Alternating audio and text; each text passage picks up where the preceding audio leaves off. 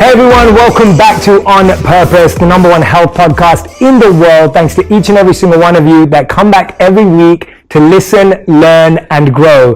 Now today's guest is someone that I've wanted to sit down with ever since I was a very young boy, and it's extremely special to me to have this opportunity. I grew up in a home where I was surrounded by his books, his cassettes, his CDs. My father would be diving into them, playing them in the car, wherever he possibly could. And I was surrounded by this man's wisdom.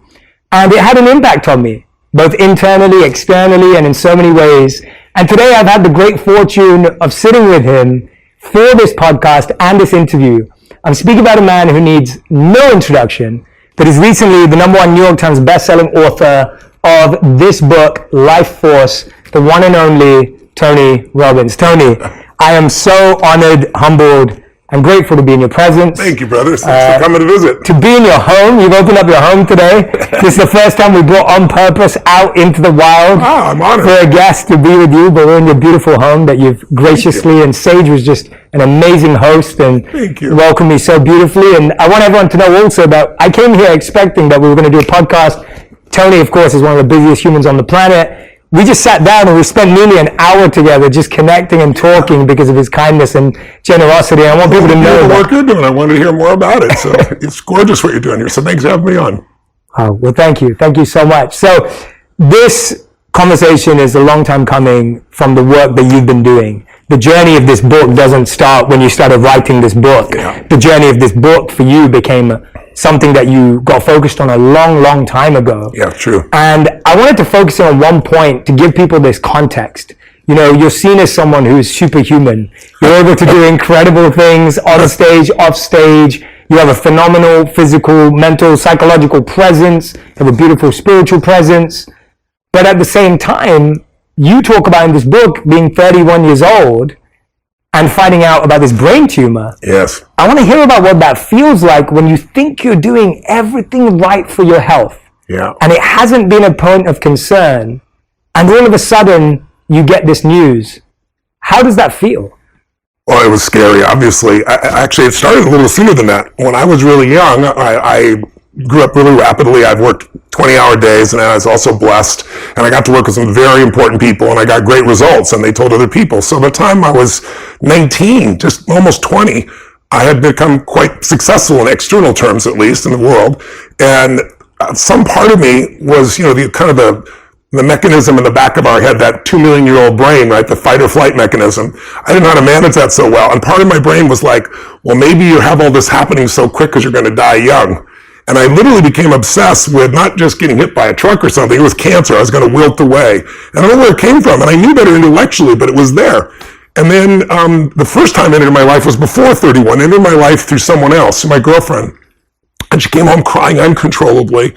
And Jay, I mean, she was like, what is it? What is it? My mom, and my mom has cancer. And then even worse, they gave her 9 weeks to live. They just sent her home. And I think if it would have been me, I think my fear would have overcome me. But most people will do more for people they love, whether it be their kids or their family or someone else, than they'll ever do for themselves. And so it's like I kicked into gear. That's what I do. It's like, okay, if there's a problem, there's a solution. I said, look, there's thousands of people that had stage 4 cancer and they're alive today. We're going to find out what they do. We're going to do the same thing. She's not going to die. And then I just read every book I could on cancer.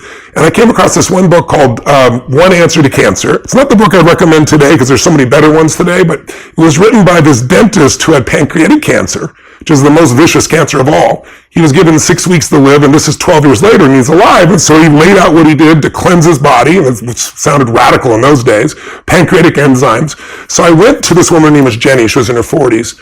And I said, Jenny, I know you don't want to die. I said, but just going home and do nothing, why don't you read this book? This guy was in worse shape than you, and see if you wanted to apply this. And she read it, and she got inspired. And I gave her As a Man Thinketh to kind of work on her head a little bit. Anyway, long story short, within about 3 weeks, she had a tumor that was protruding in her shoulder and the one in her feminine organs. And you couldn't see anything 3 weeks later in her shoulder. And at the period of, I think, about 9 weeks, when she was supposed to die, and she looked good, she had great energy, and I literally looked transformed. The doctor finally said, this is crazy, let's do exploratory surgery. So they went in her body, and all they could find left of the cancer was something the size of my pinky's fingernail. And so the doctor said, this is a miracle. She said, it is a miracle, but let me tell you what I did. He was like, no, this is spontaneous remission. I don't want to hear what you did. What you did doesn't matter. But she's in her mid-80s today. She's still alive. And that shifted me from victimhood, like, oh my God, cancer could strike me down, to believing I'll be great. So all the more shocking, now I'm a total biohacker. I'm a health nut. I've got to get on stage and do, 12, 13 hours with 20,000 people, and I got to do it 3 or 4 days in a row, and I make these huge demands, but I also have this incredibly intense regimen of taking care of myself. And then I'm a helicopter pilot. So I went to go get my license renewed. You have to do a physical. And I come back, and I keep getting these messages from the doctor saying, my assistant saying, doctor says he's got to talk to you. And I was like, I'm leaving for the south of France to an event. Tell me to just send a report. And I got home this one night, and taped to my master bathroom bedroom door was a note from my assistant saying, you've got to call the doctor. He says it's an emergency. So what do you do? What do you feel like? Well, all my old fears just started flashing back. It's like, oh my God, I treat my body so great. How could I have cancer? But I do fly all the time. That's radiation. Your head goes crazy. At least mine did. Yeah. But self-diagnosis. But at that time, I had also found a center in my life. And so I found my center. It's like, okay, courageous person, coward dies 1,000 deaths, courageous person once. Let me deal with it if it needs to be dealt with in the morning. I woke up, called, and the doc says to me, you have a tumor in your brain. I was like, what are you talking about? I came to you, I'm totally healthy. I'm healthy as a horse. And he said, no. He said, you have an enormous amount of growth hormone. So I did some tests. I said, how'd you notice the growth hormone? My hands are bigger than your head. I wear a size 16 shoe. I was 5'1", now I'm 6'7". I grew 10 inches in a year. And he goes, no, don't be funny. He goes, you're going to need to hear me. This is serious. And he said, you really need to do this. And we'll do what? You got to come in for surgery. I was like, wait a second. I said, you're telling me you're going to cut me open? I said, what's the prognosis? He said, well, obviously you can die. You can do, anytime you do surgery that's this complex. But he said, it's your pituitary gland. And he said, you're probably not going to have the same kind of energy anymore because it'll change your biochemistry. And I was like, well, I think I should get a second opinion. Who would you recommend? And he did not have a good bedside manner, and I didn't have a good bedside manner either. I was a young punk kid. I was like, well, how are you telling me I'm going to have to have the surgery? So I kind of blew it off since he was such a jerk about it. I was like, I'll take care of it when I get home. And I flew to south of France, and I did this seminar. But then, the mind starts going like, what if he's right? What if it's this? So I went and did the scan, and I saw the look on the guy's face when I came out from the MRI. And sure enough, I had a tumor there. It was interesting though, Jay, it was a big tumor. That's why I grew 10 inches in a year. But it infarct, which means it swallowed a portion of itself up. It's still there. And he said, we still need to do the surgery. So I said, okay, he's a surgeon. Let me go to somebody who's more biochemically driven. So I went to this man in Boston, a neurobiologist, and he was really completely different. He was super warm. And he said, look, he goes, I would never do the surgery. It's way too risky. There's a place in Switzerland you can go to, and you can take an injection once every 6 months, and you'll never have to worry about it, because what they worry about is gigantism, it's called. It makes your arteries get really big, and then you have a heart attack. And I said, well, doc, you just said my arteries are perfect. And this happened 12 years ago. I said, why would I do anything? He goes, well, we just want to be certain. I said, well, what if I'm not certain the drug's not going to have side effects, Yeah. He goes, well, it will really make you tired all the time. I was like, tired all the time? I said, that's the opposite of my whole life. I said, energy's the source of everything for me. And he's like, oh, you're afraid, you're like Samson, you're afraid going to cut your hair. And I said, you're damn right I am, But he was so cool. I said, but the surgeon wants to cut me. He goes, yeah, the baker wants to bake. The butcher wants to butcher. The surgeon wants to cut, and I want to drug you. It was really cool. And I said, what if I did nothing? He goes, but I measured it. Like, I'm not stupid. I go measure it once a year or something. He goes, well, you could do that. And thank God I did, Jay, because 6 months later, the FDA, I was having to go to Switzerland because it wasn't available in the US, and the FDA never allowed it in because they found it created cancer. So I missed a bullet. I went to 5 other docs, so 7 in total. And the last doc told me what I wanted to hear, which was, Tony, you have a huge amount of growth hormone. But he goes, you literally do, I burn 11,300 calories in one day on stage, to give you an idea. This group followed me for 3 years, that followed Olympic athletes and Tom Brady and people like that. And so they've measured everything in my body. And he goes, you're doing 2.5 marathons, basically, in calorie burn in a day, and you're doing 4 days in a row like that. He goes, your ability to recover is insane. He said, 2 or 3 days, you recovered. He goes, that's coming from that growth hormone, I believe. And he said, so I know bodybuilders that are spending $1,200 a month to have what you're getting for free. So that was when I was 31. I'm 62. I've never had a problem since. I've measured it. But it really changed my outlook. And the first one made my outlook look like there is an answer. And the second one, my outlook was there's a price for certainty. And you got to be very careful what price you pay to be certain. You got to find that certainty within yourself, which I know is a lot of what you teach and I do as well, Jay. Yeah, thank you for walking us through that, and especially going back a bit further as well. I think what I find fascinating about that, Tony, and a lot of the work you do, is why do we as humans often wait to see, not even see pain, you saw pain in someone else and you try to help solve it, and that got you working. But why is it that we often wait to experience pain before we decide to change a part of our lives, make a different choice, to create a shift? Why is it that we wait so often for stress and pressure? I had that question was burning in me because, I was traveling around, had the privilege of this stage of life, traveling around the earth, working with people from every walk of life, right? 100 plus countries I've worked in. And I'd see the same problems, even though you'd be in different cultures. Like, go to an Asian culture, it's not about the individual, it's about the group, right? But I'd still see the same problems. And then I got obsessed with it. Like, okay, what's the common human experience? Because I'm seeing the same problems, even though it's a different culture, even though it's different beliefs, right? And I began to realize that there's certain human needs, and there were 6 that I identified that I've used ever since, and it's helped me understand. And so one of those needs is certainty, and it's the base human need. Certainty that you can avoid pain and that you can be comfortable is the most basic need. It's a survival need, because if you have continuous pain, that's continuous damage. Continuous damage equals death, right? But what happens for people is most people, that first basic need is where they live. They don't grow. Another need, the second need, is uncertainty. Because ironically, if you're certain all the time, you're bored out of your mind. If you're completely uncertain, you're kind of freaked out. And a balance is not it. It's the ability to use both, enter both worlds. And then there's the need for significance, which is a big part of our culture today, thanks to social media. That need to feel special, unique, important, right? It can be a very positive emotion or need. It can be very negative depending upon how it's used, how it's directed. And then there's the need for connection and love, which everybody has. And those 4 needs, everybody finds a way to meet. If you have to lie to yourself, work 20-hour days, you're going to find certainty somehow. You're going to find variety. You're going to find some form of significance. Some people do it by tearing other people down. Some people do it by working harder. It's different. You're going to find some level of at least connection, if not love. But the final 2, what make people feel alive, which is growing, everything in the universe grows or dies, and contributing. Everything in the universe contributes or it's eventually eliminated by evolution. So those are the spiritual needs, growth and contribution, where you get beyond yourself. And I think that the majority of us don't take moves because of fear, and fear is just uncertainty. It's that base need. And when I go around and I describe this in more detail, and I work with a big audience, 15, 20,000 people, and I'll say, have them do a set of exercises, and have them figure out where do they get, what triggers them to be certain or uncertain, what triggers them to have variety, and so forth. So they understand that, like, everything I do is to meet these needs. But then I get them to say, what are your top 2? Not what you think they should be, not what you want them to be, what are they? And 90% of the people in our culture are certainty and significance, or significance and certainty, even though they really want love. So they have this route, like, if I can be successful enough, then I'll be worthy of it. Or if I can just control it enough and know it's that way, but you can't control love, right? And so most people they're trying to meet their needs in a kind of a backwards way. And I think that fear, that uncertainty is what keeps most people from going until they get enough pain.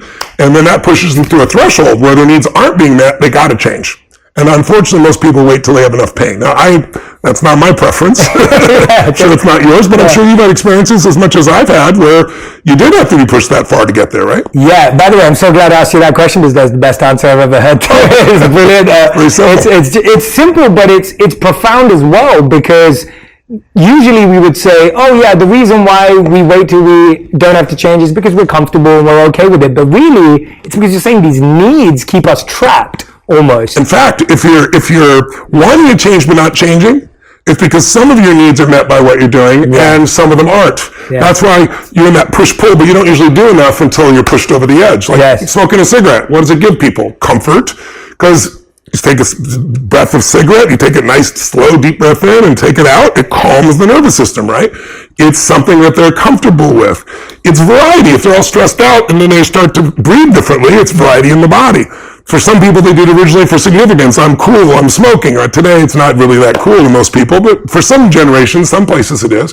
Some people see it as a connection with themselves. But if all of a sudden you're now in a relationship with somebody who doesn't smoke, and you really love them and you want their total love and attention, and they're completely disgusted by cigarettes, now my needs for love, right, are really strong, and my need for this comfort is really strong, and so you have this push-pull. And then some people make the shift, some people don't. Yeah, you know? Absolutely. Well, what you said to me really rang a bell for me, and we spoke a bit about it earlier. Like, I came to a point in my life, there was one point earlier when I left the monastery where I really struggled with my health, which I've spoken about before. But even more recently, and it's interesting, you were 31, I'm 34 now, and it was probably around a similar time, 30, maybe around 30 years old, where I realized that I had two choices. I either had to slow down or I had to up my focus on my health. Right. And that's why I'm so excited about this book for the world to read. Yeah. Because you're giving us opportunities and access to thought and ideas and practices and medicine that can help us up our game of our health. Yeah, massively. Because often what we do is we choose to slow down. We choose to just go, okay, well, I'm just going to do less. Yeah. And you and I think we both connect on the fact that actually giving and service and contribution and making an impact on such big needs that I was just like, I don't want to stop though. Like, just as you said with the energy point, I don't want to not be able to do as much and give more. Yeah. So how do I change my health? And that simple decision, it's what led me to be attracted to what you're doing in this book and the work in this area. Talk to us a bit about that energy piece. In the book, you talk a lot about boosting your energy through natural compounds. Yes. And when I was reading about this, I was fascinated because we're not hearing about this everywhere. If somebody were to tell you 5 years ago that you could reverse aging, people would laugh at you. But today, there are billions and billions of dollars being spent by the richest people in the world, mostly in Silicon Valley, and some of the greatest scientists in the world. There have been breakthroughs in the last 5 years that are amazing. So there's a man named Dr. Sinclair, David Sinclair from Harvard. He's probably the #1 longevity expert in the world, and I write about him in the book. And one thing is he's 53 chronologically, but he's 33 biochemically. I've applied what he's taught me for 6 months now, since I met him, 7 months, maybe 8 months now, and I'm 62, but I'm 51. And my goal is to get it down to 41 or 42 if I possibly can. But you go, how's that possible? Well, there are ways of reversing, everybody knows their body's made of stem cells, I'm sure by now, and there's ways of reversing the process of a stem cell, literally from skin back to pluripotent, where it can become anything. The man who did that was Dr. Yamanaka, won the Nobel Prize for it. David Sinclair took his work, applied it to reversing the aging, and he started with mice, and he took these mice that had glaucoma, so they burned out the nerves in the eyes, and those don't regrow. And he's the first time, he'll probably win a Nobel Prize from this, he reversed the aging process and grew back their eyes so they have sight again, to give you an idea. They're using gene therapy. There's a young man that I interviewed in the book there who was on America's Got Talent, who was blind, who now can see by this gene therapies. These are the types of things that just sound like magic. The book is filled with things where I interviewed 150 of the smartest scientists, Nobel laureates, regenerative doctors and scientists to show you what's happening right now that you might think would happen 20 or 30 years from now. It sounds like magic. Or within 36 months. That's what it's all really based on. But here's what I want your audience to understand around energy. So everybody's heard of the genome or their DNA, right? You can think of the genome as being like the piano keys. But the music is played by a player, which is the epigenome. Epi means above. And the epigenome is affected by your diet, your exercise, how much exposure to radiation, etc. Well, most people have heard that. But the epigenome really is governed by 7 master genes. They're called sirtuins. Now, your audience doesn't have to remember all these names, but just stay with me. Just think there's 7 master genes that do 3 or 4 things that are critical. First, they turn on and off the different genes in your body. That's the epigenome. And if you turn on the wrong ones, you age too soon, or your energy drops. So when this is fully fueled, when those sirtuins are doing their job, everything happens in the right way. Second thing they do is they reduce your inflammation, which is the basis of most breakdown in the body. Third thing they do, which is critical, is they help your mitochondria, which is the energy force inside every cell in your body, convert food into energy, into ATP. It's pretty important. And then they have a separate task, that is they clean up your DNA. So at 35 or 34, you have a certain amount of exposure, more than when you were 20. Mm-hmm. When you're 50, it'll be even higher. At 60, even higher. Well, around 40, your stem cells drop off the cliff. Around 50, the sirtuins, the fuel of sirtuins drops off the cliff. And that's called NAD, which I'm sure some of your people have heard about, you may have even spoken about. You can do NAD as an IV. It doesn't absorb a lot, though. NAD, though, has a precursor called NMN, like never, mother, never. I'm sure you've heard of it. And so I've known about that. And so, but I didn't understand that if you don't have enough NAD and NMN, then the body has to decide between Do I help the body turn on epigenome? Do I help it reduce inflammation? Because there's only so much. Do I really help it create enough energy in the cell, or do I clean up the DNA?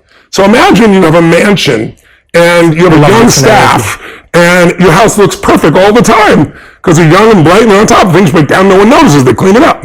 But as they get older and slower, and then there's less resources, NAD, now the mansion starts to break down. That's aging. So what Dr. Sinclair did is figure out how to supplement that NMN. And you can go buy NMN on you look on Amazon even, and there's probably a list of a dozen or so brands that do it. So we tested 6 of them just for price points of $39 a month to $129 a month. And there was no NMN in any of them. And I asked the lab guy, I said, are these people just thieves? He goes, well, most of it comes from China, so I can't say for sure. He said, but what I can tell you is what's more likely is NMN breaks down in less than 30 days. So by the time it comes from China, gets to your door, there's nothing in it. So they built a more stable NMN, which we have and use, but there's something coming I want your audience to know about. No, shut up. I've talked about this a long time. No, this is amazing. This is fascinating, yeah. So there's a company called Microbiotech and Eden Rock, this merger of these two companies. They saw the power of NMN, and they said, if you could find an M&M that was stable and was even more absorbable, it would transform people. So, for example, in a mouse, they give NMN to mice and they live 30% longer. So not all mice studies transfer to humans. They take an old mouse, like a 70-year-old person, be like a 20-month-old mouse, okay? So that's an old mouse. And they put them on a treadmill, and the most they can run without collapsing is about 1/4 kilometer. A young dynamic mouse, like a 21-year-old, can run 4 times that, a full kilometer. Wow. 14 days on NMN, and the old mouse, the 70-year-old mouse, will run 2 to 3 kilometers, 200 to 300% more. So again, I read about this, I was like, well, will that really transfer to humans? Yeah. So this has been the breakthrough. It only happened a few months ago, right before I published the book. The Special Forces in Boston for 2 years has been doing a private study that's been top secret about using this new form of NMN that's called MIB 626. And it'll be available in 18 to 24 months. Wow. But it got out because the commander, they just finished the 2-year study. First year was safety, second year was efficacy. And the commander was debriefing his team and didn't realize there was a newspaper person in the room. So part of it got out. It was in the Daily Mail a couple weeks ago also. And they only know a part of it. I can't tell you the things. I'm an investor in a company. I can't tell you what's not public, but I'll tell you what's public. What the commander said was, here's what I can tell you, gentlemen. What happens with mice happens with the most powerful men and women in the world, meaning the most conditioned men in the world saw massive increases in endurance, just from taking this M&N, massive increase in muscle strength without any more stimulation, and most importantly, increased cognitive ability, which when you're a soldier, what's going to get you to stay alive when you're exhausted or beat up or injured or complete the mission is going to be your brain. So they're now doing studies on COVID with it. They're doing studies with groups of 40 to 60-year-olds that are just unconditioned, and they're seeing the same result. So in 18 to 24 months, the FDA will have, this will not be a nutraceutical. This will be something, go to your doctor, and imagine you get something that is natural, but you put it in your body, and now all 4 of those things I told you about are going full tilt. Now you're turning on and off the right genes. Now inflammation's coming down. You got more energy at a cellular level, and your DNA is being cleaned up. So that's less than 2 years away from us right now. That's incredible. So you first approached it to behavior change. Now you're changing the actual product that we both in. Yeah, do both. Yeah, do both. And that's amazing. Yes. And do you think though that, and putting together both those approaches that you've invested in from a point of view of your whole career and what you're working on now, how much is that change of behavior still going to be required? Because my worry is, as you know, is people say, okay, I'm going to take this pill and it's going to drop my inflammation, but then I'm going to eat things that create more inflammation. Yeah. Like, how does behavior change go hand in hand with that? I found that when people have more energy, I don't know what your experience is, that their behaviors change. Yes. When you're low energy, kind of lethargic, even the way you think, I mean, look at what COVID's done by having people coped up and not moving very much, right? I've had a chance to use this product. There's products available right now of NMN. I've been using those, and they're very powerful. But this one is even more visceral. I mean, you feel like you're ready to buzz around. I cannot wait. It's like, it blows my mind what it does, right? So I think when people feel like that, my experience is, they tend to develop different patterns. Mm-hmm. It's just like if you've ever gone on a cleanse, even for a short time, your palate changes. Mm-hmm. And all of a sudden, you don't like the things that you once liked. Mm-hmm. So my hope is for people there, but I don't just rely on that, as you know, because I teach people all the other ways to shift their life. But I think it's important to know that there are some tools available right now, and some coming very quickly, that will radically totally change the value of your health. And also, regardless of your age, it's the whole idea is like to be able to take, as you get older, to stay younger physiologically and psychologically and emotionally, incredibly priceless. Yeah, that's fantastic though, because that specific idea that once you've had the taste of what energy feels like, we all know that we make better decisions when we experience that. And so even if that can give people that shift into this is how you could feel, this is how you are feeling now, then we can make better choices moving forward. And most people also, if they're going to find out about it, they've been pursuing something anyway, right? So it's like someone's going to pick up the book, Life Force. They're looking for answers. They want more energy or more strength, or they want to help somebody in their family that's dealing with a real issue, and they want to know the best. So it's like an encyclopedia. It is. This is what I was saying offline. I was like, this is an encyclopedia. I was saying to Tony, I was reading parts of each chapter, but this is truly an encyclopedia. By the way, the cartoons make it unencyclopedic, but these are brilliant. They're hilarious, and they truly crack you up. So one of the things I wanted to dive into with Tony was that same thing that I experienced, and I want to hear it from your perspective. You've been biohacking for a long time. What are a few things that you've shifted in your behavior that have created more energy? That shifts that actually helped you expand your energy, right? Like you said, you're serving more people right now. But even when you are traveling, you're moving around the world, you're coaching sports teams, you're coaching individuals, you have groups. How have you been able to expand your energy year over year? What are some of the simple tweaks that people could do today while they wait for this amazing product? Well, there's products now. They have them now. But for me, it's, I was a vegan for about 10 years.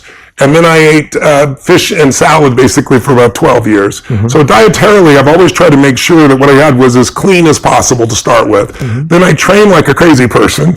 I do oxygen restriction training type of thing so that my capacity is strong. But I'm also trying to train so I can literally do 2.5 marathons on a day, and another day, another day, another day. For me, the most important thing I think has been for me is, believe it or not, has been a combination of hot and cold temperatures that I use. Like I start every single morning in the freezing water, and I do it for two reasons. One is it moves every bit of blood in your body and all your lymph in your system, but also kind of train my brain to say, when I say go, we go. It's like, there's never a day I look forward to going in the water. But I have, 56 degree water here, but in my home in Sun Valley, I go literally through the snow and get in the river, which is, like 39, 40 degrees in the wintertime. But you feel so incredible when you come out, but also it's just training your brain saying, I say go, we go. It's not like, I'm not ready yet, or let me wait 5 minutes. And that becomes a discipline in your mind for everything else in your life, which is huge. And then, believe it or not, saunas, I just in the last year, I started using saunas. They've seen a huge change. I've always known about saunas. I use them, every now and then. But there's so much research on it now, and I have it in the book that'll blow your mind. Like 4 days a week in the sauna for just 20 minutes at 160 degrees plus.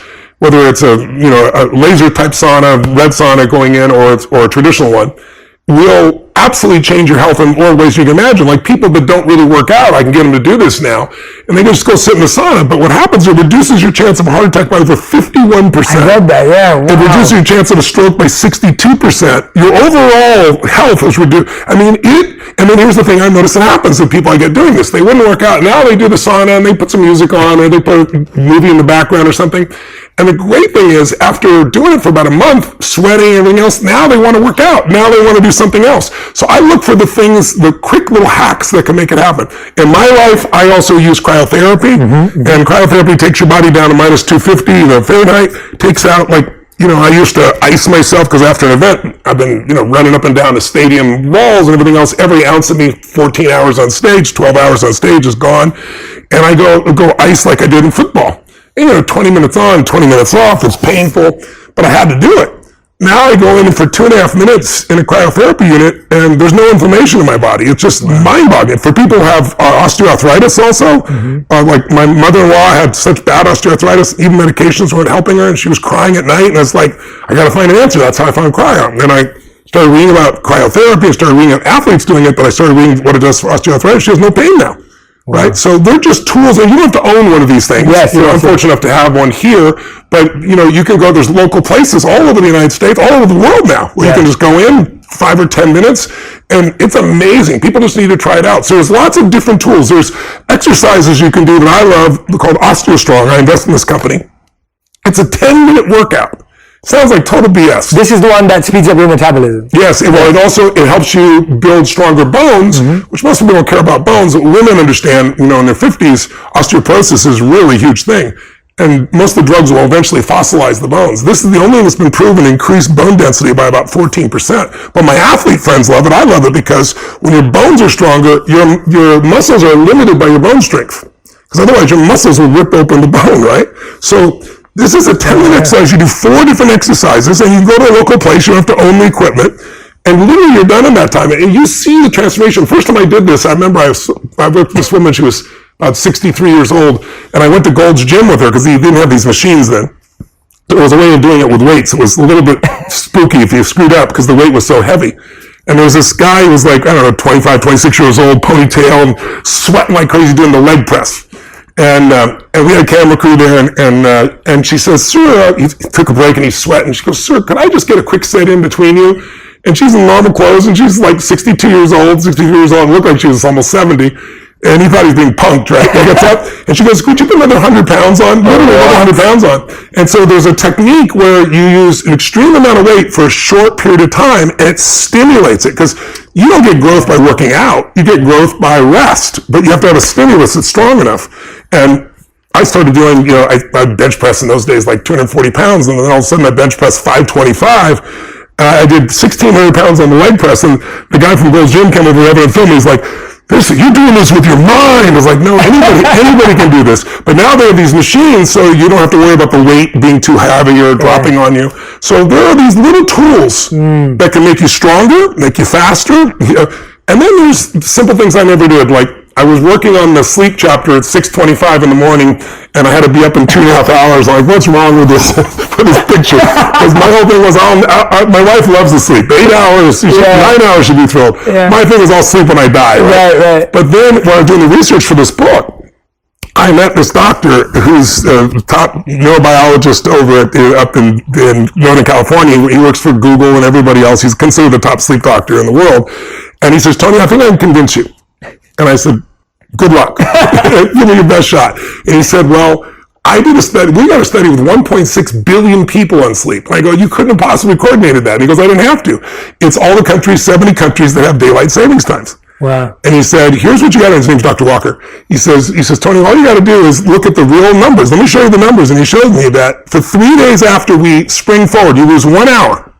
In every country in the world, on average, heart attacks increase 24%. Wow. And when we fall back and you get 1 extra hour, all around the world in 70 countries, on average, 21% decrease in heart attacks. Wow. And then he does the same stats on accidents and everything else. And then he showed me stats that show, a man that slept 4.5, 5 hours a night, like I was doing, usually had testosterone levels by somebody 10 years older than me, where that got my attention. So it's a combination of sleep. It's a combination of the right diet. It's a combination of the right stimulus of exercise. It's really doing those fundamentals that make a difference for you. And then it's doing these cool things like stem cells that completely changed my life. Yeah. What do you think, having said that, what do you think is the greatest human skill? Not habit, but mindset and skill. That's a great question. I don't know if I got there's so many. It depends on what you want out of your life, right? Yeah. But I think the ability to manage your own mind and emotions is probably one of the single most important. And maybe the second is the ability to influence others, because that's what makes you a leader. Mm. And hopefully you're doing that for a higher good, because there are all kinds of leaders, as you know. But I don't think most people are very good at emotional fitness. Mm. Most people are just not as happy as they could be. I did one book, Money Master the Game. It's kind of like this. Yes. Only what I did in that case is I interviewed 50 of the smartest financial people in the world. Yes. Ray Dalio, Carl Icahn, Warren Buffett. And out of 50 of them, and again, it's in my judgment, I could be completely wrong, and I've spent a lot of time with them. Some have become really good friends. There's probably 4 or 5 that are really happy people. You go, money makes people unhappy. Money, it has nothing to do with money. Money makes you more of what you are. It just magnifies. If you're mean, you have more to be mean with. If you're kind, you have more to give, But I think that most people are they haven't learned to manage what's going inside. It doesn't matter how much abundance they have, they're still unhappy. We've all seen people great comedians that have killed themselves. Anthony Bourdain, beautiful man, traveled the world, killed himself, fashion designers that have done it. We've all seen all these different people, Kate Spade.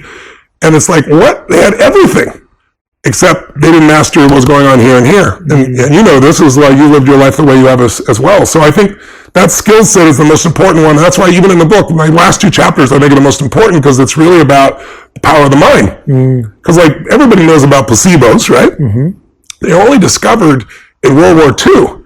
And it was discovered by accident. This doctor ran out of morphine and he's treating these people that are badly injured, and you know, you need the morphine not just so they're out of pain, but so they don't go into shock. And the actual person who discovered this gets no credit was the nurse, because the nurse handed him a syringe and said, "We've got some more morphine." So he believed it, and he said, "You'll be out of pain in just less than a minute." Wow. He injected them, and in every case, none of them went into shock.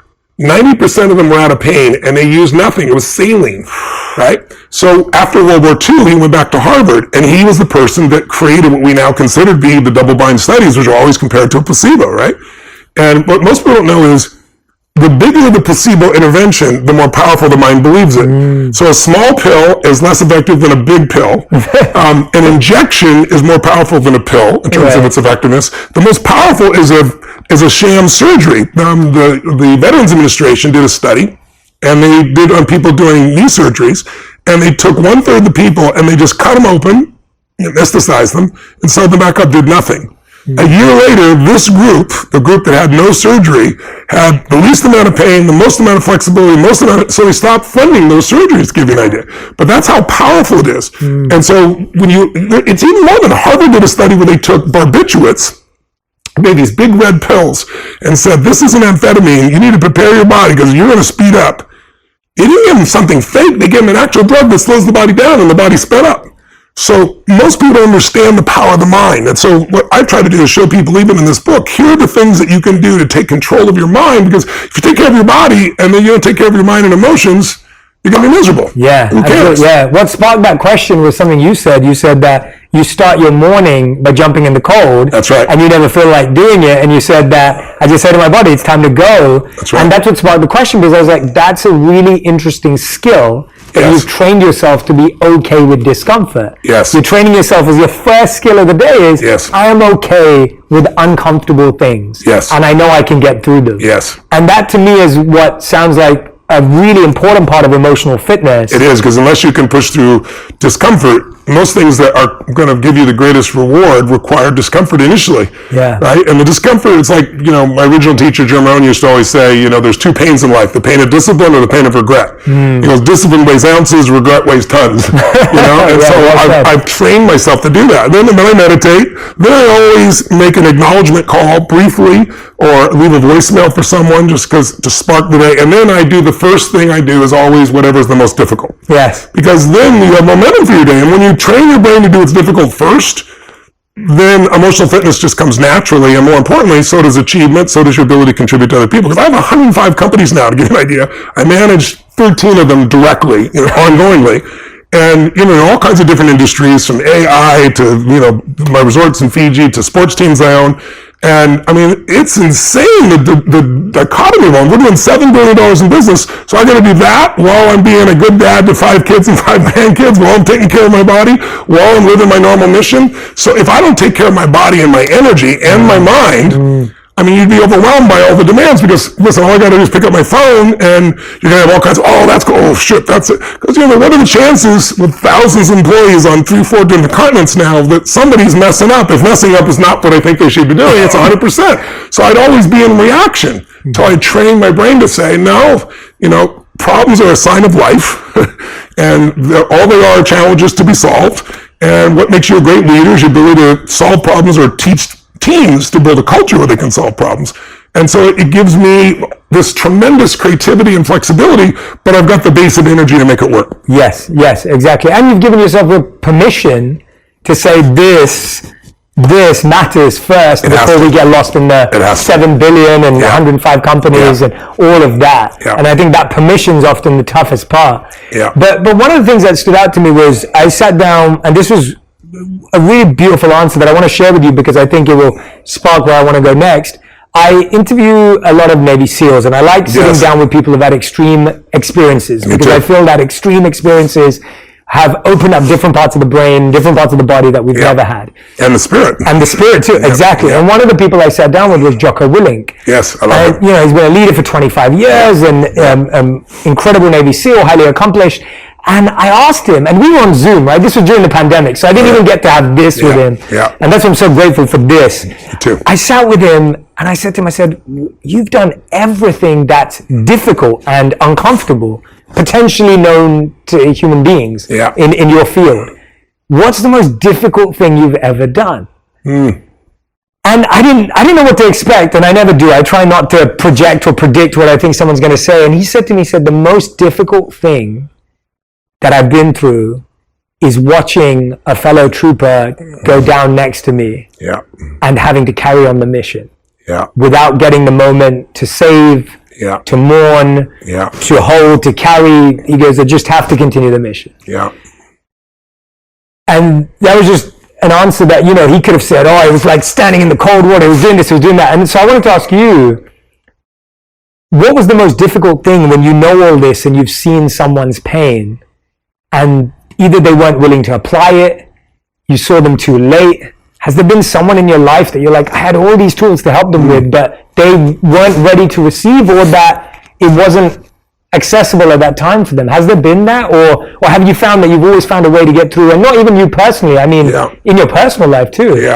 I first of all I agree with what Jacques told you, which is, you know, dealing with the loss of someone you care about is probably the most difficult thing of all. I would say maybe as a child, seeing the level of frustration between my parents, you know, I had 4 different fathers, and watching them kind of, you know, accept whatever life gave them. It's why a lot of my drive came about, is seeing my fathers be berated by my mother, who I love dearly, and just watching them break down. Like, you know, probably the single most painful event of my life, but also shaped me in such a beautiful way, was when I was 11 years old. We had no money for food, and it was Thanksgiving, which in America is a big holiday feast.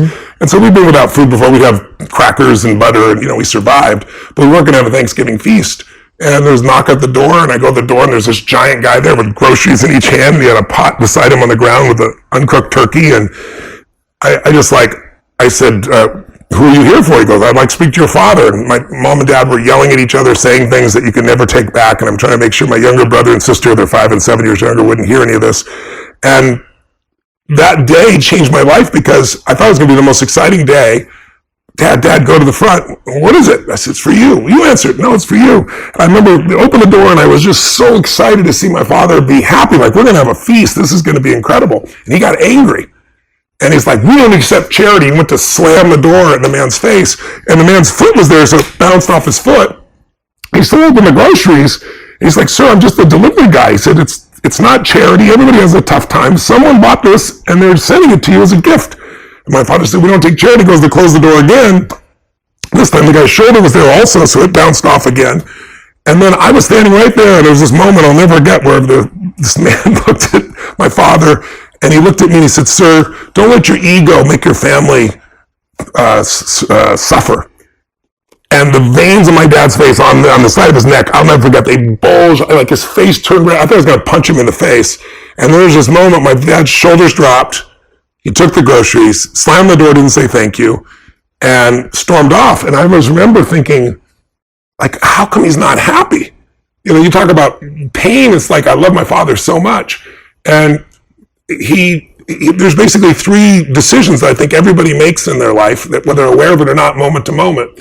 I figured this out afterwards, because I was so obsessed with what's wrong, because he eventually left our family. And that was the most painful thing I ever had. So it's like feeling like I failed, I blame myself, like, why couldn't I get through to my father? I was 11 years old.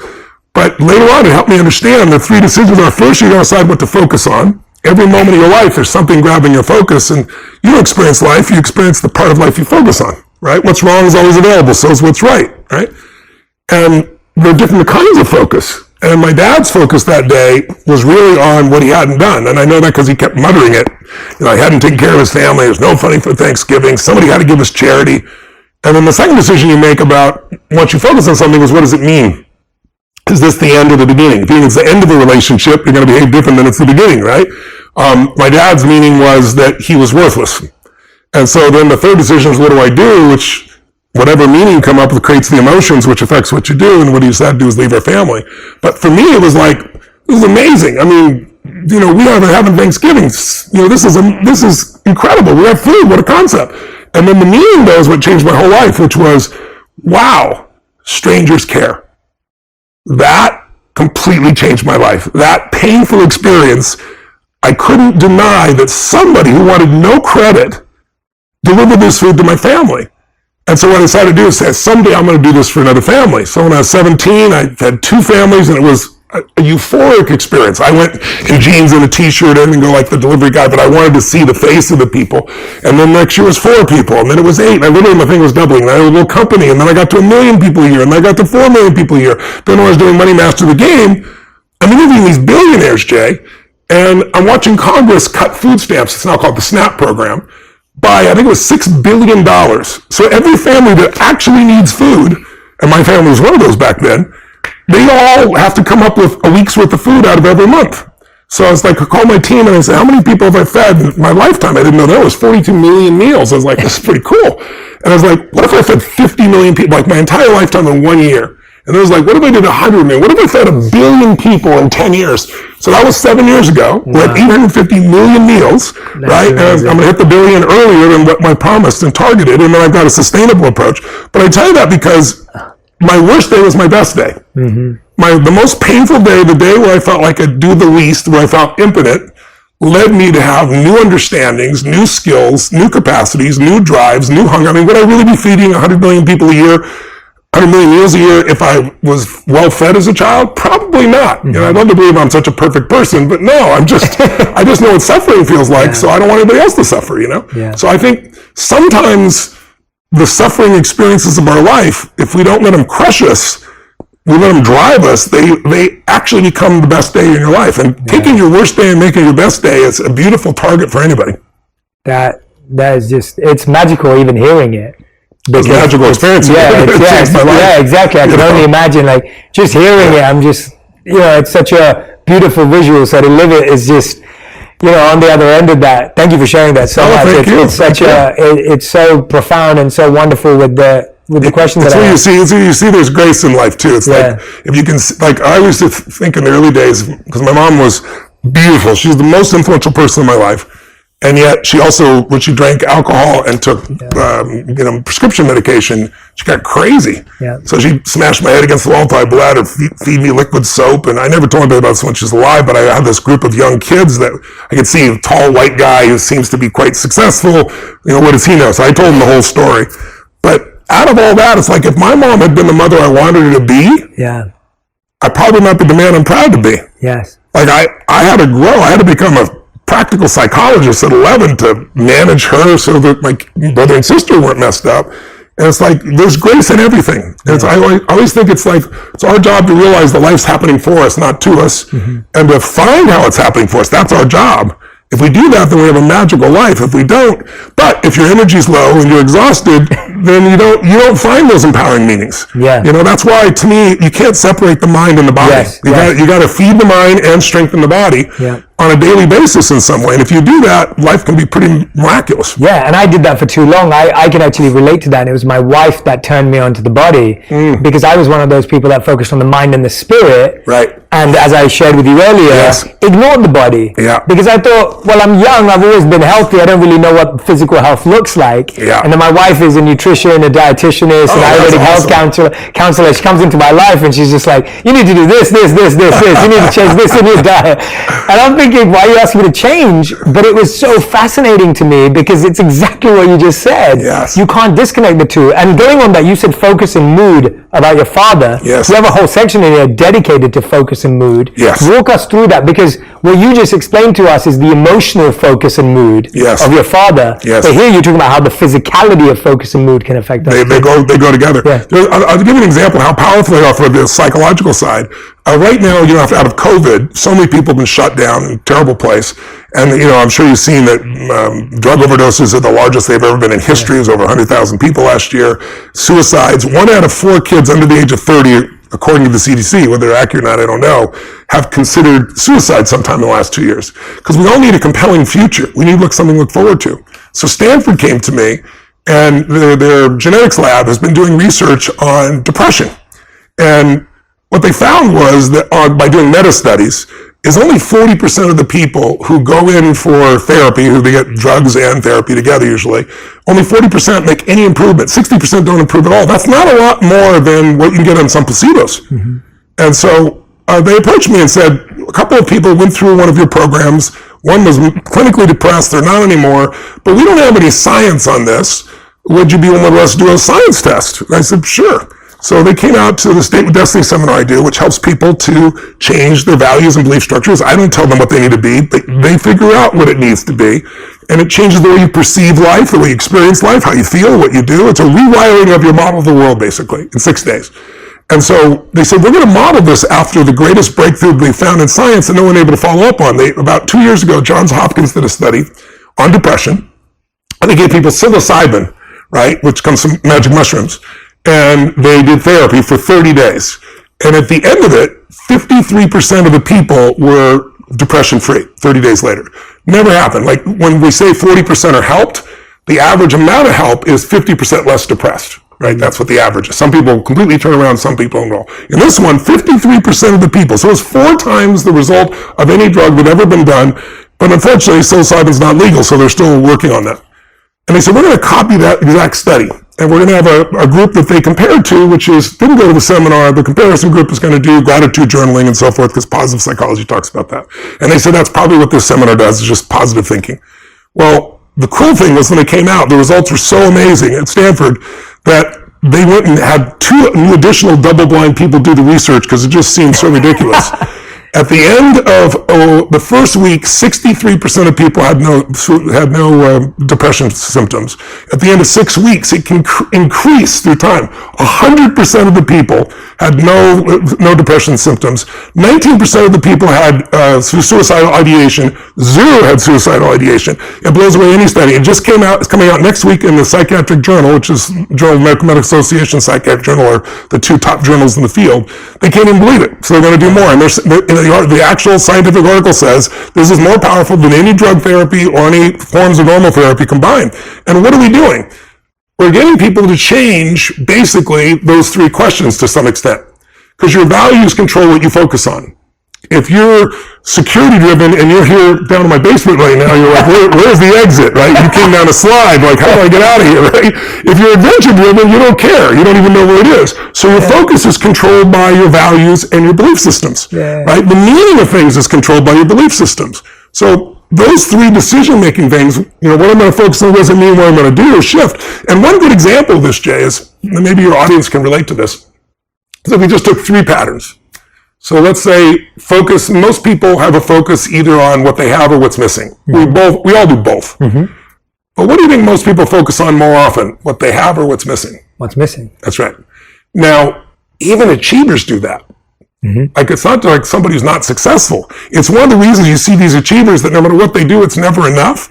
Because think about it, if you're always focusing what's missing from your life, how can you sustain happiness? Mm-hmm. It's software that will not allow that. Mm-hmm. You feel happy for a little moment, and then you notice it's missing again. What do you think more often people focus on, what they can control or can't control? What they can't control. Yeah. In my seminars, it's can control. That's why they go. I want to learn how to take control of my body or my finances or my business, whatever it is. So it's the opposite. But the average person, it's what they can't control. And with COVID, there's so much you can't control around you that people really sunk in that. Well, how's someone going to feel? Just everyone think about it. If you're constantly focused on what's missing from your life and what you can't control. And then I'll add one more. Do you focus more on the past, the present, or the future? We all do all 3, but we tend to have one we focus more on. Mm-hmm. Where do you think more people focus? Past. That's right. Mm-hmm. And achievers focus on the future, and happy people on the present. If you're going to be an achiever, the ideal is the present, so you experience it, anticipating the future, so you can shape your life, right? Yeah. But the past you can't change. So I ask people in seminars, you got stadium 15, 20,000 people, and I'll say, how many of you know somebody that takes antidepressants and they're still depressed? And 80% of the room raise their hand saying they know somebody. Wow. Well, how come? Because all antidepressants do is numb you so that you're less intense, but they don't deal with the source of the problem, which is you're constantly seeing what's missing. And it doesn't matter whether you're successful or not. That's why there are these people that have been wealthy and think their own life. They see what's missing. They focus on all the things they can't control. There's plenty they can't control. but there's plenty we can influence and plenty we can't control. And just a couple of changes like that completely change someone's life. And so those changes in the beliefs and values change what they look moment to moment, change their experience of life. They're no longer depressed. Yeah, the biggest thing that I learned from that, apart from all the incredible stuff you said, is I didn't think about security once when we came down this slide. That's either because I trust you a lot, and I'm with you. If it was someone else telling me to get down the slide, I don't know if I would have done it. But now I'm like going, oh, wait a minute, we're underwater. Now I'm starting to have all the thoughts. Right. That's incredible. Those questions are fascinating to me. And you were saying that the people that come to your seminars are people that are the opposite. And I think the same of the people that listen to this podcast. Sure. They're choosing to listen to this podcast because they want to take charge. Over just watching a show or binge watching another series. They're here trying to take charge of that. That's right. What kind of assurance can you give them that that mindset is one that they should keep watering? Because I feel that often, and you've probably heard this in your seminars time and time again, people are like, Tony, I'm trying, I read the book, I'm trying to put it into practice, but I still keep failing or I still keep struggling. Someone who's already on, but feels that failure, that rejection, that pushback, what can keep them going? I think it's understanding there's no replacement for persistence, as simplistic as that is. Mm-hmm. It's like, disappointment either destroys you or drives you, and you have to decide which one it's going to be. If you don't consciously decide, there's always going to be more BS for you to deal with. And but that's why I think, when I do my events, the reason I do the 12 hours a day, it's not because I like talking. It's just that I can tell you something all day long, or I can get you to build the muscle. Yes. And the build of muscle is by experiencing. And I always tell people, a belief's a poor substitute for an experience. Like, I can have a belief about you, but not experience you. So I get to know who you are, right? The same thing true is like you have a belief about China, you have a belief about working out. So I try to give people experiences that are so profound. And then, the studies they did, they found people 12 months later, 11 months later, we're still in the middle of COVID. They did my digital seminar, and they measured my body, like the amount of times I jump 1,000 times a day, and I weigh 282 pounds, and I come down 4 times the body weight, so it's 1,000 pounds times 1,000 pounds of pressure. My lactic acid, if you've ever been with a friend and you're running and you can't talk, the point you can't talk is a level 4 of lactic acid. I'm at an 18 and still speaking. So they decided to do that on my audience. And they found an interesting pattern. This is the same group that works with some of the, Super Bowl champions and some of the Stanley Cup champions and so forth. There's a ratio in the body of testosterone versus cortisol, the stress hormone. And when the ratio is balanced, they call it the championship bloodstream. It literally gets you to follow through. So when they did my audience in my live seminar, they found that people literally mirror me all the way through the experience. That's phenomenal. Biochemically. That is phenomenal. But then we did it, because all of a sudden, overnight they said to me, we're going to San Francisco, and the governor of California says, you can only have 10 people, and we have 15,000. So I was like, we'll go to Vegas. They'll never shut down Vegas. They shut down Vegas. I was like, okay, we'll do 1,500 movie theaters with 10 people in them.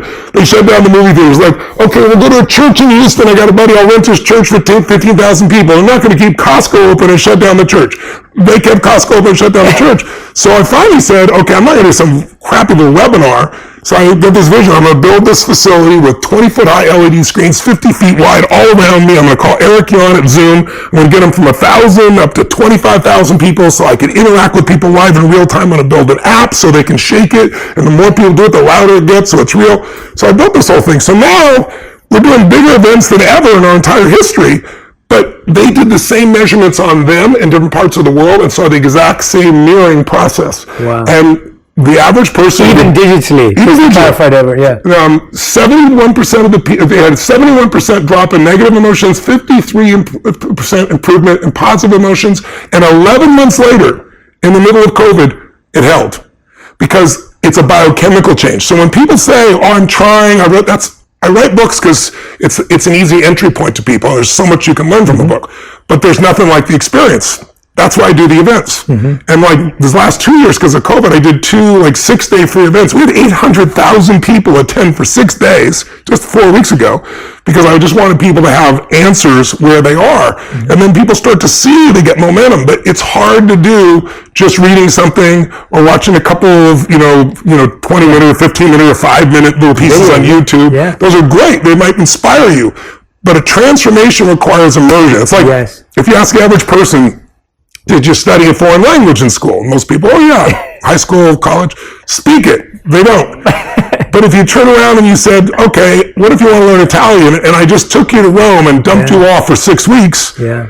With no teacher, you're going to come back 6 weeks later speaking, Italian. Yeah. So it's immersion. Mm-hmm. And if you want to master something, I think that's the thing that most people don't do. Yes. They read a little bit, they listen a little bit, they dip in and out. They don't go day and night and day in total immersion in something that transforms them, and also something that makes them push through their fears. Yes. Because in the end, that's the only thing that stops you. Everybody's got a story. I didn't know this person. I don't have the resources. They have all the things they don't have. Mm-hmm. But if you're resourceful, you can get the money, you can get the time, you can get the energy, you can get anything you want. And you've got to get over your fear to be resourceful. So we do experiences that are so physiologically profound that those fears do not stop you anymore. Yeah. And that's how we get people to get, 10 years later, they're still transformed from an experience that was one weekend. The fact that people are mirroring you, that is, even through a screen, that is mind-blowing. It is mind-blowing. And through a screen, too. Yeah, that blew my mind even more. What's really cool about the screens is, like, if you're in my seminar, you're in a giant stadium, and I'm a dot. Most people watching me on a screen anyway, right? Unless you're in the front rows. But I can see your eyes and feel what's going on. I'm running around the building. Here, I can scan so many people, and I see them in their home. I see them with their children. I see the interaction with their husband or their wife.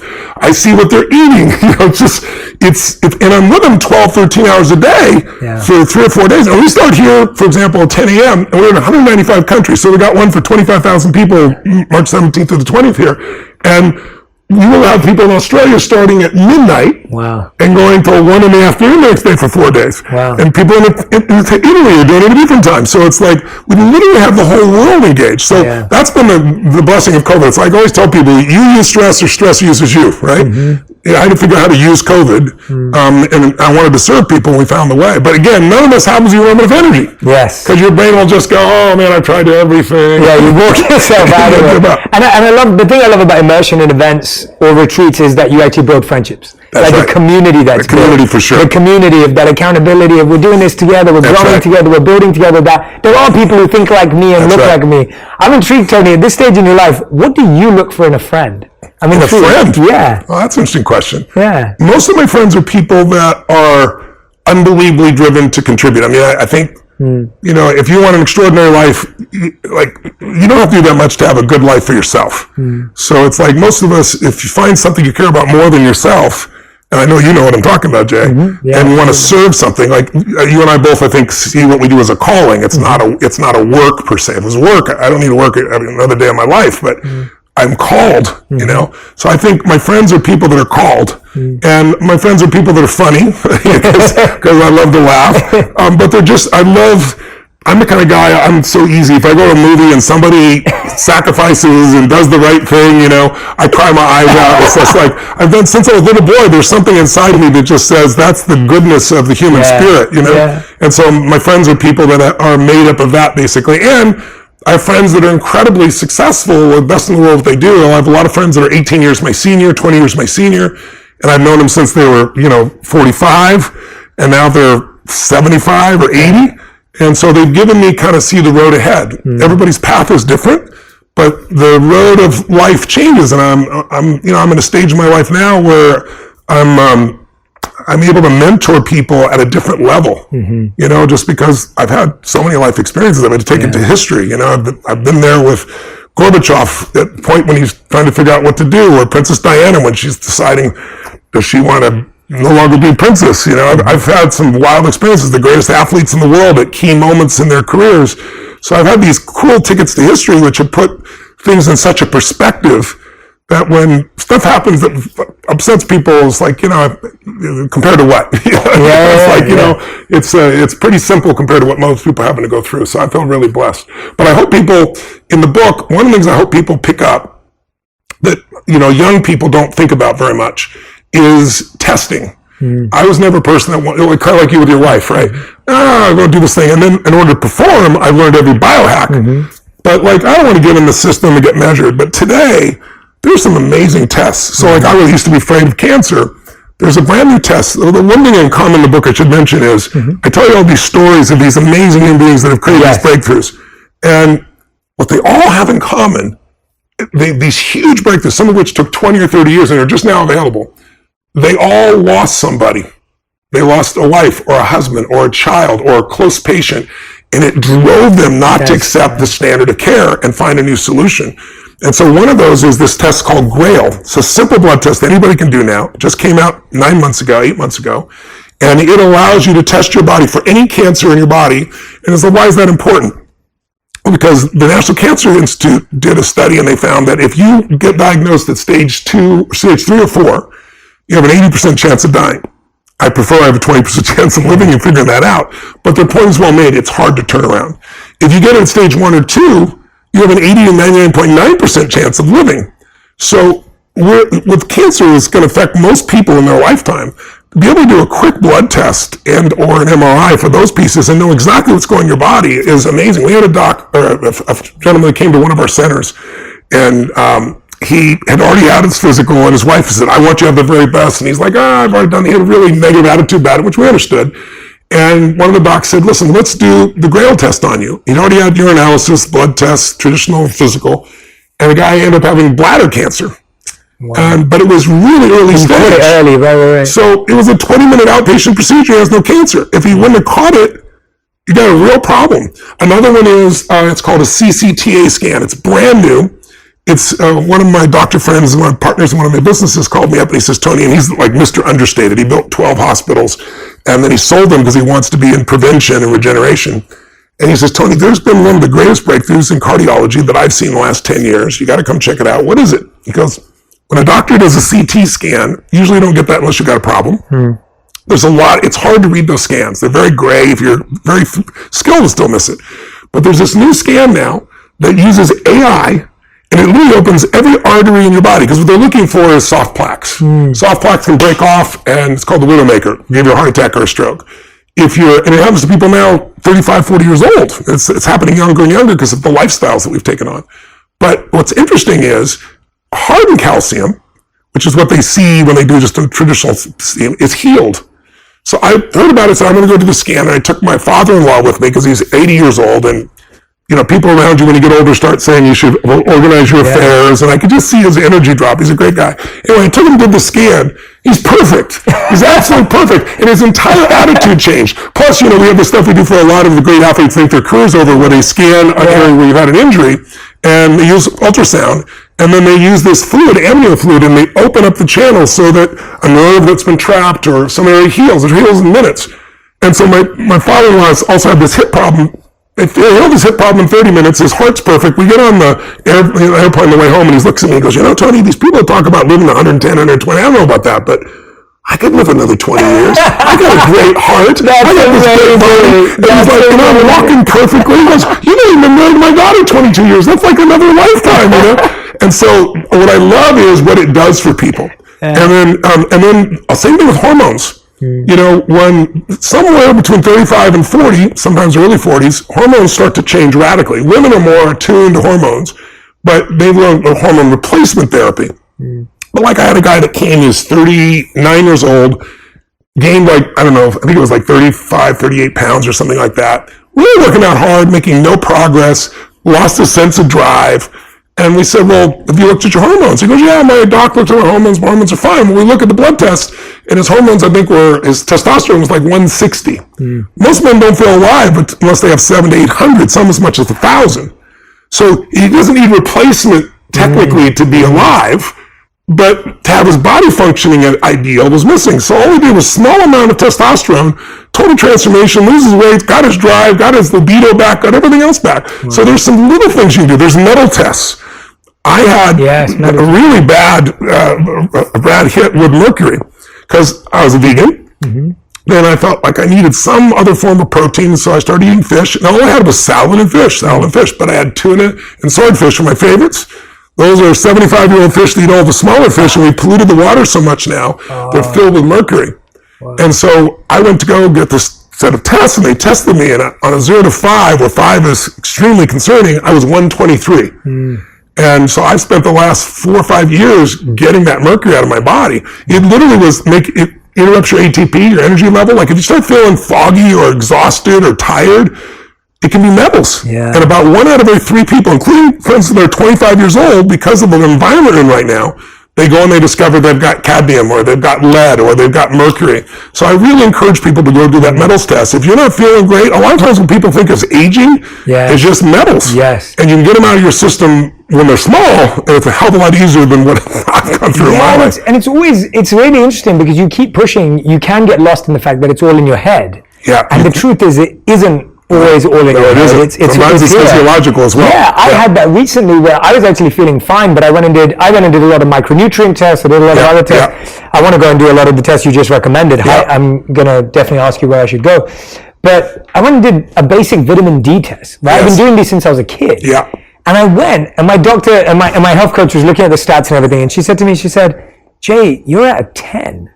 Wow. The average is 60 and 100 is good. That's She goes, I don't know how you get out of bed in the morning. Yeah. And that affects your hormones, by the way. Correct. D3 affects your hormones. Yeah, and I was like, I get out of bed just fine. Yeah. And she couldn't believe that I was... You can overcome a lot with your psychology. Correct. Right? I was doing the same thing with mercury in my body. Correct. But I was thinking, imagine if my body was like too. Like, just imagine what would be possible. Yeah. And I think that's why I love what you've done with this book, Life Force, because that's what it's placing emphasis on. Yeah. It's like, go get tested. Go check it out. I love how you use the language of coaches, not commanders. Yes. Right? Like, you're not saying to anyone, this is exactly what to do and this is how to do it. You're saying, please go and experiment with these things. Please go and practice them, implement them into your life. That's right. And I cannot wait to figure out how to implement all these things in my life because I think it's so easy to sit back when you're in your 20s, in your 30s, yes, and just go, I'm okay right now. Things are okay. I can pretty much get away with a bad night out or a cheap meal. You know what else I read this book for? Even the subtitle says it. It's for you and somebody you love. Yes, I love that. You're at the stage of life you're in, you're going to start finding more people, whether it be your parents or someone else is in a challenge. And so there's, like, whether it's, like, for me at this stage of my life, I know so many people that, I don't know, 2 times a month at least, someone calls me and they have a family member with cancer, or somebody's starting to develop Alzheimer's, or somebody had a stroke. And I didn't know what the hell to do before, right? Because the standard of care is so weak in those areas. But here you've got answers that'll blow your mind. Or, somebody with Parkinson's, for example, like a grandma or somebody like that.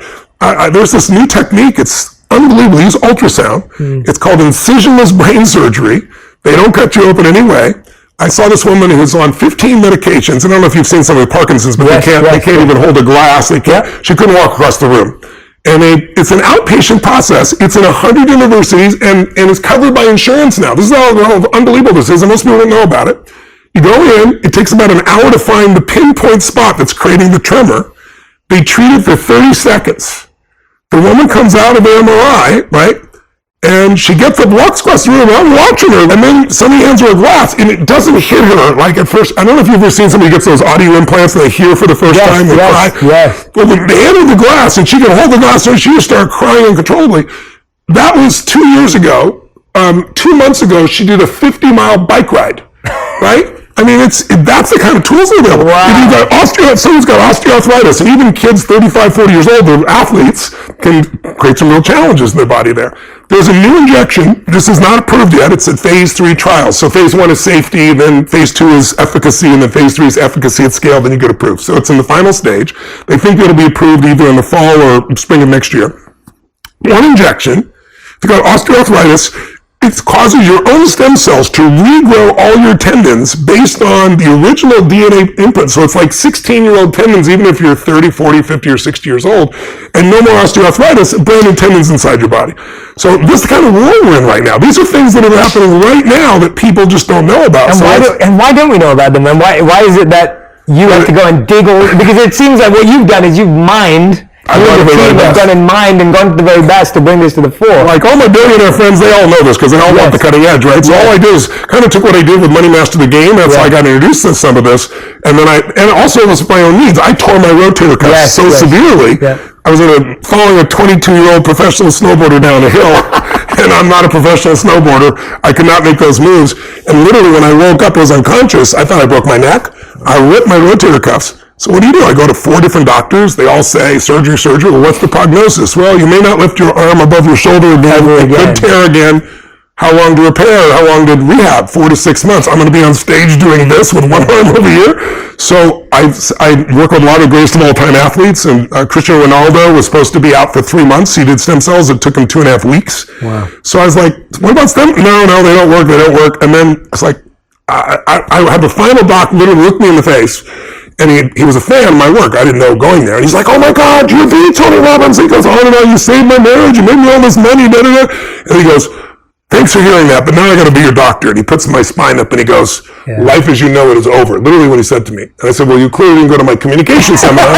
and he's like, this is not funny. Don't make a joke. This is real. And he goes, you know, you have severe spinal stenosis. I'm in pain for 14 years. And he goes, one good hit and you're quadriplegic. No more jumping, no more running, no more life. And like, if you hit in the stomach and you're ready for it, I wasn't ready for it. I got to be honest. So there's 2 hours of my feeling like my life was over, and then I got my head back. And then I was like, okay, I'm going to check out stem cells. And I met Bob Harari, one of the top guys in the world. He told me where to go. In the United States, the ones I needed, you know, for your elbow, your knee, your own stem cells might work. But if you're doing a shoulder and a back or something, you need something more powerful. And he said, you need 4-day-old stem cells. I said, I don't want, you know, something that comes from baby. He goes, no. He goes, when babies are born, the cord is filled with this and the placenta is filled with these. And so I went and did 4 days of treatment, just an hour a day of an IV and a shot. First day I felt, you know, sleepy. Second day I had a cytokine response. I wasn't scared. I knew what it was, kind of shaking, freezing for 20 minutes. But then I woke up the next morning and not only was my shoulder program, even MRI on my shoulder, you wouldn't even believe it. No downtime, no surgery, but my spinal stenosis is gone. I got no pain in my spine, and I've had that for 14 years. Wow. So it's like, that made me, that's why I wrote this book. I became obsessed. Then the Pope invited me to come speak. The Pope puts on the biggest regenerative conference every 2 years, and they wanted me to be the cleanup speaker. I'm like, I'll do that, but I want to go through all 4 days. And then I met all these people who were sent home to die with cancer, who've been turned around, you know, stage 4 cancer, because some of the techniques in this book. I met Jack Nicklaus, the greatest golfer of all time. He couldn't stand for more than 10 minutes. The pain was so bad. And now was supposed to have a spinal fusion, which he did not do, thank God. And he did stem cells, and now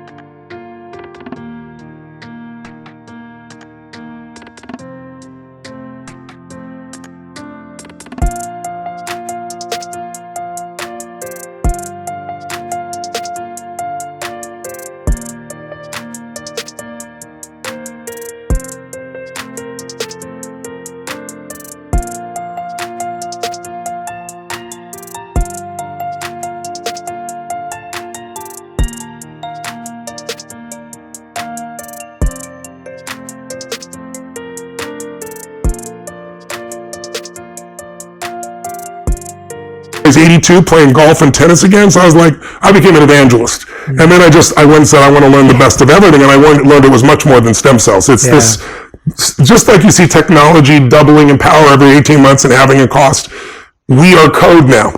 So most people have heard of CRISPR. I mean, we're literally curing diseases that have never been cured in history before, and we're at the beginning of that growth curve. So it's only up from here, and the opportunities are extraordinary, but you can think of yourself, but you can also think of people you love who might need your help, and now you'll have answers. Definitely. I'm so grateful to you, Peter and Robert, for putting this book together, because like I said, I just dived into it and into each chapter, and it's just so comprehensive. It's so dense. It's got every study and research that you need to convince you that it's out there. And I love what you just added to what I was saying, that we need to go use it for the people we love. If it's not for us, let's go use it for them. And then one day, because you helped everybody else, they'll be there for you. Exactly. Tony, you have been so generous with your time. Thank you. I've enjoyed it very much. So generous with your energy. Thank you. And of course, in doing all the work and putting this book together, you can tell that I'm writing my second book right now, and I can tell that when you see a book that is this well researched and this deeply done, you know that a lot of work has gone into that. So I want to recommend, we're going to put this in the link, in the caption, in the comment section, everywhere, the link to this book. I know that it's already been an incredible international best-selling book all over the world. So if you haven't already got it, I highly recommend you go and get it. Get it for a friend too. Get it for a family member. Get it to give it to someone as well if you know that they need this right now. And of course, get it for yourself. And I'm donating 100% of the profits in this book, as I've done all 3 of my books, last 3 books, to Feeding America. So we're feeding 20 million meals there. And so besides helping yourself, you're helping other people. And then the balance is going for Alzheimer's, cancer, and heart disease research from 3 of the best researchers in the world. So hopefully the book not only changes your life, but it'll also help other people too. Yeah, that's phenomenal. So you're contributing as well as 100% of it, which is absolutely beautiful. No, I'm saying the audience gets to contribute through you simply by even buying the book. So even buying the book is contributing. That's true. Tony, we end every On Purpose interview with the final 5. These are 5 questions that are aimed at usually 1 word to 1 sentence answers. Okay. But with you, capable of that. Yeah, with you, I don't even want to do it with you. I'm like, I don't want to do that with you. I want to break the rules. I'm like, why am I going to restrict your greatness to that? Anyway, so here we go. These are your final 5. We can totally go off piste. I do not care. Go for it. I don't care at all. All right. Question number 1 is, what is the best advice you've ever received? I think for me, my original teacher was Jim Rohn. I met him when I was 17. And I wanted to know why all my fathers were broke, because they were good men. You know, I loved all 4 of my fathers. And I remember him saying, Tony, we're all equal as souls, but we're not equal in the marketplace. I was like, what does that mean? And he said, well, think about it. He goes, you need to become more valuable if you want to have economic freedom. He said, you have to work on yourself more than anything else, and you have to work on it in a way where there's something you can do for others better than anyone else, or at least more, a better quality. And he gave me an example of like working at McDonald's, and he said, you know, if you work at McDonald's, you know, you make whatever it was in those days, $5 an hour, whatever it was. And he said, you know, I go, yeah, but that seems so unfair. And he goes, yeah, and teachers, I gave the example of teachers, and there's these billionaires, you know, that make $1 billion a year, hedge fund guy, you know. And he said, Tony, the guy you just mentioned, he provided a 40% return last year, and that went to nonprofits and everything else. He said, that means those organizations double their money almost every 2 years. He is adding massive value, hundreds of $1 billion, so he made $1 billion. He goes, this person is doing a job that anyone can learn in 20 minutes or half a day, so it's a beginning job. He said, you got to think of it as one thing. It's all about adding value. How can you do more for others than anybody else in the world? And that stuck with me. I mean, I was just like, I decided I wanted to do more for others than anybody in the world. In order to do that, I had to have certain skills, and I went after those skills, and I still do. Like, it's a never-ending thing. If you think you're a master, you're full of it, right? Yeah. So I think that's probably some of the best advice I've received, at least on life and business and direction, and it affected my mission. Yeah, that's great. Second question, what's the worst piece of advice you've ever heard? Worst piece of advice you've ever heard, not received, maybe received, but... Oh my God. Well, I've had lots of pieces of advice about what to do with my body, which would have, you know, like the really sweet man, like sincere man. Yes, yeah. And I realized that people can be sincere and be sincerely wrong. Yeah. But like if I would have taken that drug, you know, I probably would have had cancer. Yeah. I don't know. I mean, I try not to listen to or forget. I mean, advice isn't too good. I think anybody who advises you to give up is the wrong. That's probably the worst advice of all, because anything that you persist in long enough, you can find the answer to, I believe. Yeah, and based on that, also the first piece of advice you get on your health is not always the right piece of advice. I'm glad you mentioned this. Yeah. The Mayo Clinic did a study. In 2017, they took 286 patients with various diagnoses, and they took the first diagnosis, and they had a second doctor do a diagnosis. Only 12% of the time did they match. That means 88% of the time, the first diagnosis and the second were different. As a result, the Mayo Clinic says you should always get a second opinion, and they believe getting a second, even a third one, refines the diagnosis and makes it better, because everyone's working through their perceptions. It's not, we think of medicine as like black and white, you know, it's right or it's wrong. And it's a lot of art in medicine. And people don't realize that. And that's why the standard of care doesn't always get the result they want. That's why these breakthrough doctors, beyond the standard of care, they were attacked, some of them in the beginning. Like, there's a man named Dr. June in there who created these CAR T cells. And I think it's Nature just did a publication 10 years later. They're still, you know, in cancer, they never call it a cure. They're actually calling it a cure for the first time for liquid, you know, like leukemia and things like liquid cancers.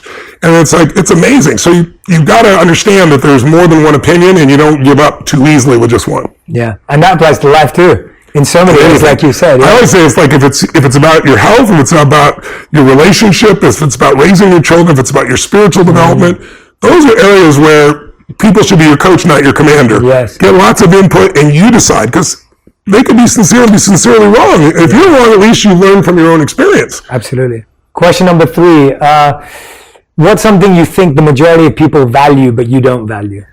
fame, but it's easy when you have something. Then it's like easy to go, well, everybody wants it, But it's like when you experience. When did that happen? Was there ever a time you valued fame, or was it the experience of it that made you devalue it a little? I wouldn't say a devalue. I still appreciate it. It's a privilege. Like I get, I can walk in the room and have people that I have a connection with, But it's been more based on my contribution to them than just being famous per se. Yes. Yeah. Okay. Got it. I mean, that's the difference. See, like a lot of my friends in the movie business, like somebody comes up and they get upset because they don't even know who I am. They just want something from me.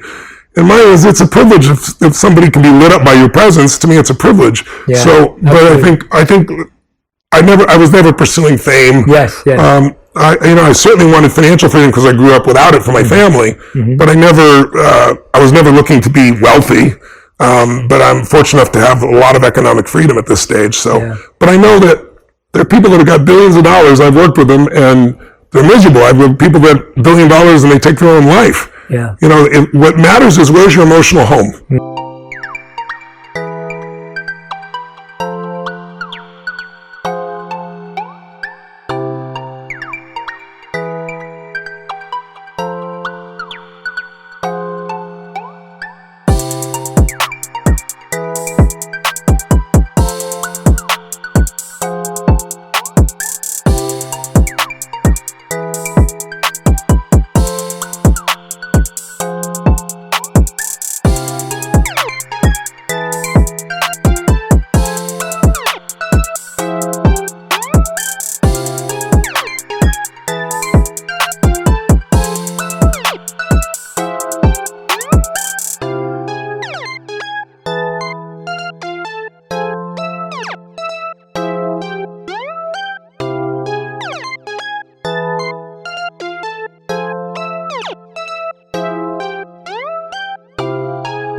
Where do you live emotionally? If you're worth $1 billion and every day you're pissed off and frustrated, your life is pissed off and frustrated. If you got 3 beautiful children and a beautiful husband and wife and all this love in your life, but you're worried all the time, you don't feel the love, you're worried. So my thing is valuing the emotional home and making it the richest place possible inside. Yeah. Because that's the only thing you can control. Yeah, you reminded me, I was with one of my clients who gets recognized 100 times for every one time I would get recognized. Yeah. And he'd get stopped every 2 seconds and someone would take a picture, maybe someone come shake my hand and talk to me.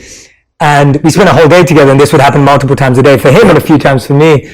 And he said something really beautiful with me that mirrors what you just said now. He said to me, Jay, the difference between me getting stopped and you getting stopped is they stop me for who I play in the movies because they stop you for who you are. That's right. And that's what I feel with you. It's like what you were saying there. It's like, that is a privilege and an honor. Total privilege. And humbles me because it's the idea of, that person, he's like, they don't even know who I am. They don't know what I stand for. They don't know what I care about. So that was, thank you for sharing that. Thank you. All right. Question number 4 is, if you could create one law that everyone in the world had to follow, what would it be? Love. I mean, love as funny as it is, love is the answer, right? It really is. I think fear is what, if there's a disease of humanity, the disease that messes us up, I think really is selfishness. Yeah. And I think if there's a cure, it's love. Yeah. And I think you can't mandate it, but when people experience it, it becomes a mandate in their life, I love that. Absolutely. And 5th and final question, you mentioned a book to me that I must read, and you said you wanted to talk about it in the podcast too. So 5th and final question, I thought maybe I'd let you share on that point.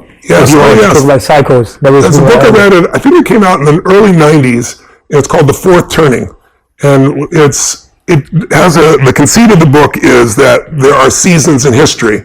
And as I mentioned to you earlier, if you think about like what gives somebody power in any context, it's 3 things. It's pattern recognition. So if I'm great at running businesses as I am today, I'm pretty good at it. It's like I recognize there's only so many patterns. I know what to do. I can anticipate, not react. I can grow it. If you're great in, let's say, the stock market, you know to recognize patterns. If you're great with music, you recognize patterns. If you're great spiritually, you recognize patterns. But the second skill is you don't just recognize them, you can use them. Mm. And then the third skill is when you recognize and use enough patterns, you start to create them. Mm-hmm. And that's a different dimension of what's going on. So in this book, you really start to see that humanity changed when we recognized the pattern of the seasons. Mm. As soon as we understood seasons, we didn't have to be wandering through the desert anymore, searching for things. We could stay and we could grow crops because we found out if you plant in the winter, it doesn't matter how hard you work, nothing happens. But when you know the right time to plant, when you know how to do the right thing at the right time, Then all of a sudden, humanity grew into communities and cities and states and everything else. Well, we have also seasons of our life. So, in some of the traditional, let's say, Indian philosophies, I'm sure you know, we can look at these 4 stages, but we can look at it and say, well, the first 20 years of your life, roughly, you're primarily learning and taking things in. Some of us had to work at 5 years old and so forth, but overall, that's how it is. From 20 to 40, that's springtime. Summer, you're figuring out who you are. Okay, they told me all this crap, nobody tested it. Do I really believe that? Does it really work? I now have real relationships. I think I'm invincible. Maybe I'm not. I've discovered 20 to 40 is this massive growth period in your life. And if you grow during that time, 40 to 60 is really a reaping time, right? It's like the fall and the autumn, and things come together and things go great. And then from 60 to 80 and maybe 80 on, if you have an extended winter, that's the winter time where now you get to be kind of an elder. So everyone is going to hit winter if they live long enough. Meaning some people experience winter in that 0 to 20 stage. Some people 20 to 40. When you experience it, shapes your life a lot. So in America, the generation we call the greatest generation is the generation of World War II. And they were not respected as young people. I bring this up because millennials, older people very often look at millennials and go, oh, they're snowflakes, they can't handle anything. And some are. Every generation there are people like that. But the generation that was born, let's say, in 1910, that generation, if you think about it, they came of age going to that 20-year-old range. What happened in those 20 years? Well, World War I ended and America was one of the winners. And then there was the roaring 20s and new technology and cars and parties and all this abundance. It was everywhere. So they grew up thinking that's what their life was going to be like. And at 19 years old, if they're born in 1910, it was 1929. And the whole world, around the world, people jumping out of buildings, the Dust Bowl in the middle of the place, jobs lost. I mean, it was intense, and they were called flappers. They were not respected. They were just partiers. They didn't give a damn about anything. They had no responsibility, and suddenly life hit them, and they grew. They had to. And they went through 10 years of that depression, only to make it to 29 years old when it's now 1939, and World War II breaks out, and you and I weren't alive then, but anybody alive then will tell you Hitler was winning. Countries were dropping. In your country, in London, it was being bombed. I mean, it did not look like we were going to win. It was dark, right? And they made it through that, went over, fought the war, and won. So they had this stage of their life from 20 to 40, which was a horrendous experience, but it made them so strong, and they came back heroes, and they started the next springtime, because that was winter, right? So next springtime was the late 40s after World War II through the 1950s, early 60s until Kennedy was shot. That kind of 18, 20-year period was a period of great prosperity and growth, and everything's easy. And then you have a summer, which is always internal conflict. And you can see this in 1,000 years of Roman history. Every 80 to 100 years, you see the same patterns. And then after that, you have another fall where finances flow, stock markets rise, everything grows again. This happens over and over and over again through history. So when you see it, it gives you perspective. And so we're in winter right now. We've been in winter since about 2008, and we're not done. We probably got another 6, if history shows, if it's repetitive, it's not exact. Yeah. There's probably another 7 or 8 years of this. And what happens in winter is the external world the last winter was World War II. And the external world is reformed. Different countries relate in a different way. A new reserve currency happened. The United States became the dominant force. Now we're dealing with China. We're seeing the challenges happening in Russia and the Ukraine. We're seeing things all over the world. People are looking at life differently. People are worried about whether the planet's going to survive or not, global warming.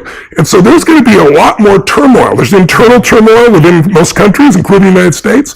But what I try to tell people, and hopefully helps them, is winter does not last forever. Yeah. No pandemic has lasted forever. No war has lasted forever. And what's next is springtime. If you were God, wouldn't you work it out that way? After the vicious night, you have this beautiful day. After the tough winter, there's this nice springtime.